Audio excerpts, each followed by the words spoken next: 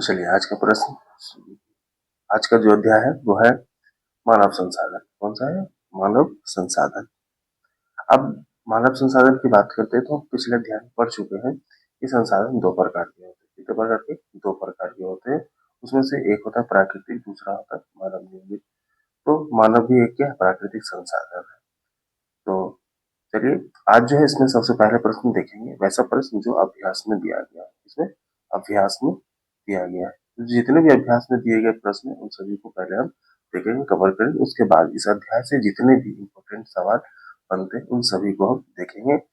चलिए तो बिना देर करते हुए शुरू करते हैं। तो आज का सबसे पहला प्रश्न जो है वो प्रश्न है, जनगणना की जाती है। तो जनगणना की जाती है तो कितने वर्ष के अंतराल पर? 10 वर्ष। अब प्रत्येक 10 वर्ष में जनगणना की जाती है। अगला है कि मानव एक संसाधन है।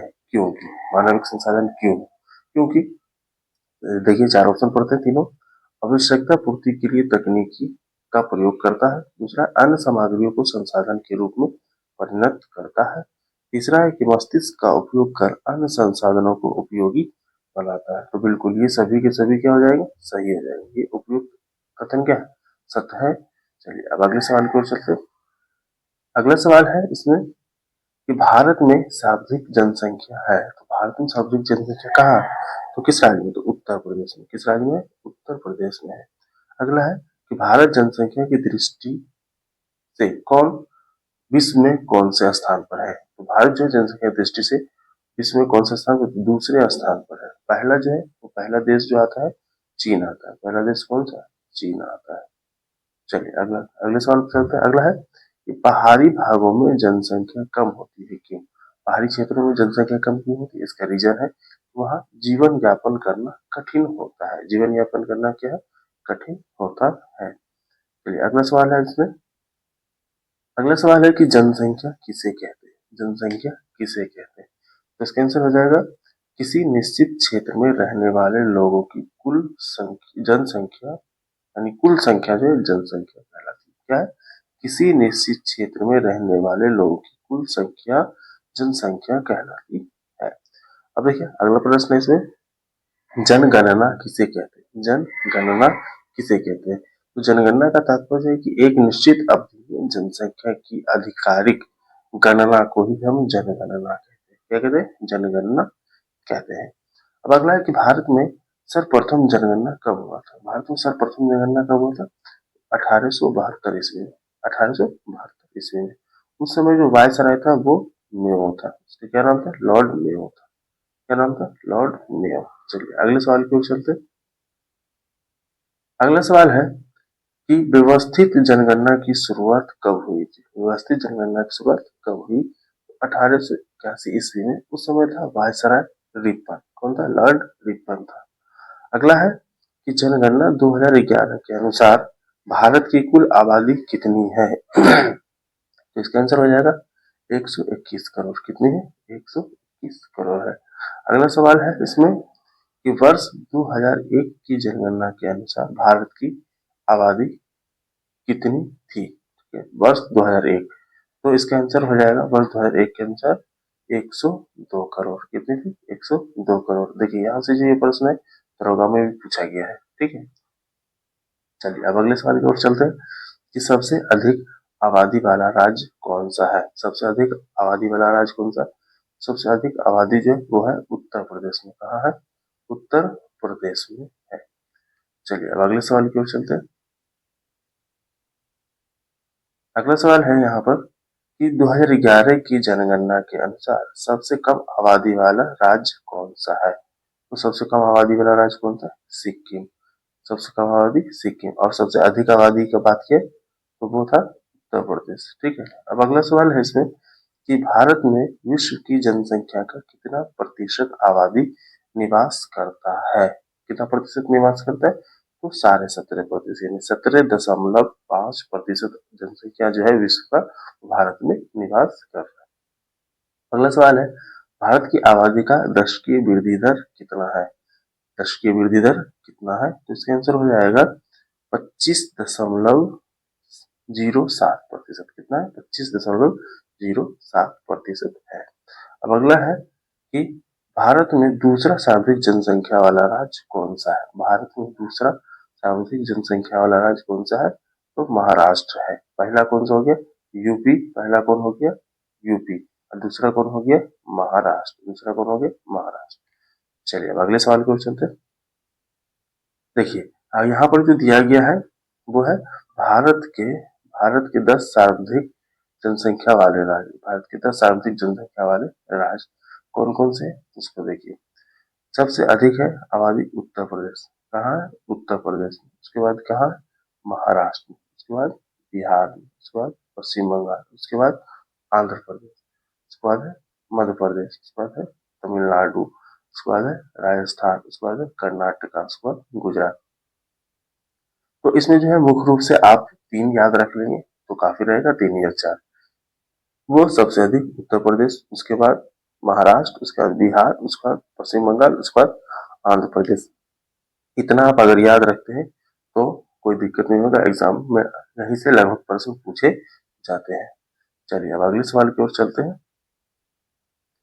अब देखिए, अब यहाँ पर जो टॉपिक बनता है वो है घनत्व के आधार पर जनसंख्या का वितरण। ठीक है, तो इसमें सबसे पहला प्रश्न जो बन रहा है तो वो है 2011 की जनगणना के अनुसार भारत में प्रति वर्ग किलोमीटर कितने लोग रहते हैं? तो कितना लोग रह रहे हैं यहाँ पर? 382 लोग प्रति वर्ग किलोमीटर, यानी 1 किलोमीटर में 382 लोग रह रहे हैं। कितना लोग रह रहे हैं? 382 लोग रह रहे हैं।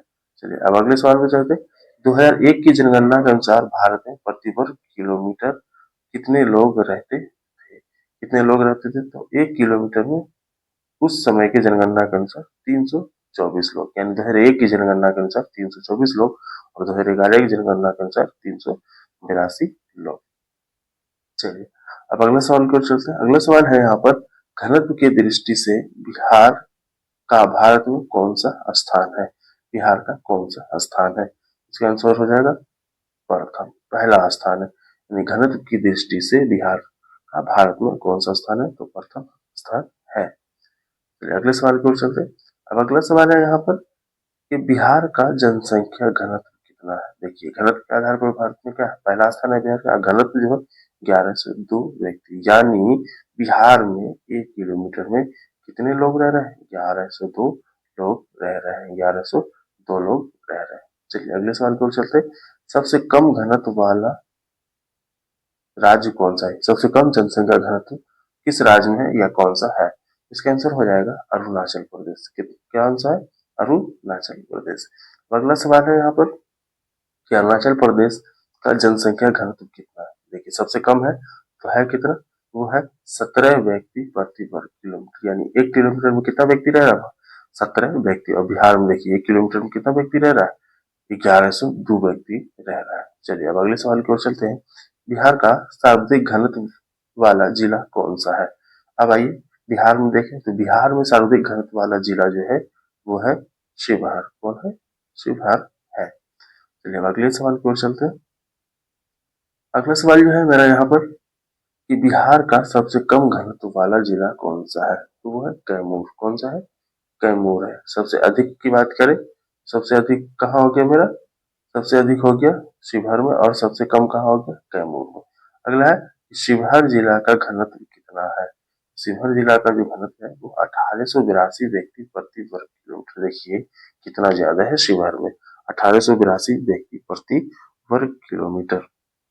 चलिए अब कुछ राज्य दिए गए हैं, ठीक है, कुछ राज्य है और उसका घनत्व हम देख लेते हैं। जैसे बिहार, बिहार का 1102, पश्चिम बंगाल कितना? 1029, केरल 859, उत्तर प्रदेश 828, ठीक है, हरियाणा 573 और तमिलनाडु 555।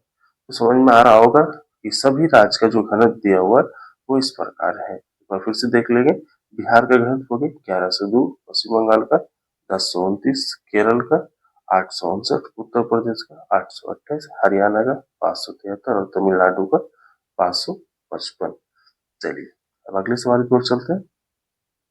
अब है अगला सवाल, इसमें अगला टॉपिक जो है वो है जनसंख्या परिवर्तन। जनसंख्या परिवर्तन। तो चलिए देखते हैं।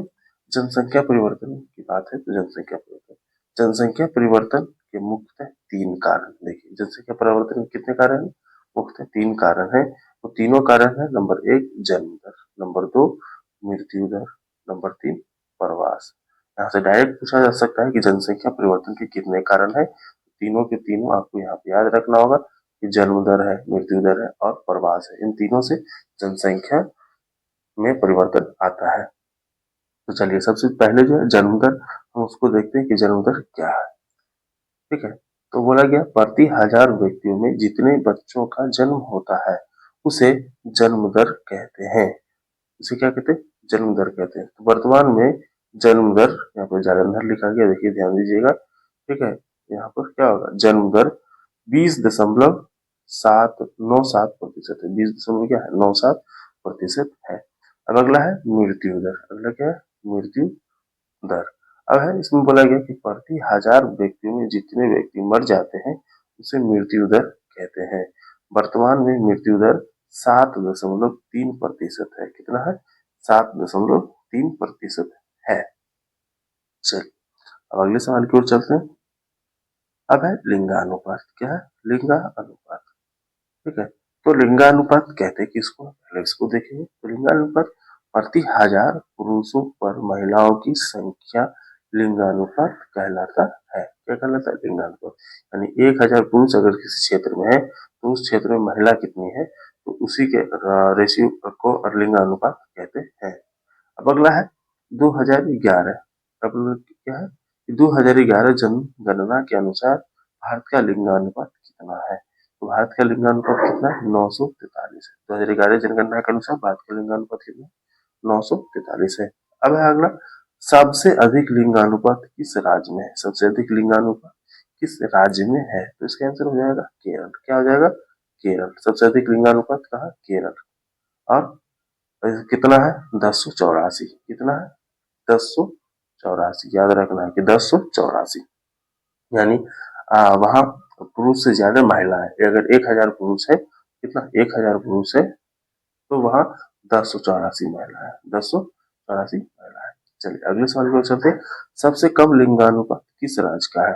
सबसे कम लिंगानुपात किस राज्य का है? तो हो जाएगा हरियाणा। किस राज्य का है? हरियाणा। कितना है वहां? 877 ही है। यानी 1000 पुरुष है यहाँ, 1000 पुरुष है, महिला मात्र कितनी है? 877 ही है। चलिए अब अगले सवाल की ओर चलते हैं। अगला सवाल यहाँ पर है कि सब बिहार में लिंगानुपात कितना है? बिहार में लिंगानुपात कितना है? तो बिहार में 916 है, या फिर कई कई 918 भी देखने को मिलता है। अब अगला सवाल है, बिहार का कौन से जिला का लिंगानुपात सबसे अधिक है? बिहार के कौन से जिला का लिंगानुपात सबसे अधिक है? इसका आंसर हो जाएगा गोपालगंज। क्या हो जाएगा? गोपालगंज जिला का सबसे अधिक लिंगानुपात है। अब अगला सवाल है यहाँ पर कि बिहार के किस जिला के लिंगानुपात सबसे कम है? सबसे कम लिंगानुपात है, वो हो जाएगा भागलपुर और मुंगेर। क्या हो जाएगा? भागलपुर और मुंगेर में सबसे कम लिंगानुपात है। तो अगला है, वर्ष 2011 की जनगणना के अनुसार भारत में कुल साक्षरता दर कितनी है? तो कुल साक्षरता दर की बात करें तो 74.04% है। कितना है? 74.04% है। चलिए अगले सवाल को चलते हैं। अगला सवाल है यहाँ पर, भारत में पुरुष साक्षरता दर कितना है? भारत में जो पुरुष साक्षरता दर है वो 83.14% है। अगला सवाल है यहाँ पर कि भारत में महिला साक्षरता दर कितना है? भारत में महिला साक्षरता दर कितना है? वह 65.46% है। 65.46% है। अब अगला है कि भारत में सर्वाधिक साक्षरता वाला राज्य कौन सा है? सर्वाधिक पढ़ा लिखा यानी जहाँ व्यक्ति सब ज्यादा पढ़ लिखे वो है केरल। यहाँ है केरल है। यहाँ 94% लोग यानी 94% लोग जो है लगभग पढ़े लिखे हैं। चलिए अगला सवाल है यहाँ पर, बिहार का साक्षरता दर कितना है? तो बिहार का जो साक्षरता दर है वो 64% है। कितना है? 64% है। चलिए अगले सवाल की ओर चलते हैं।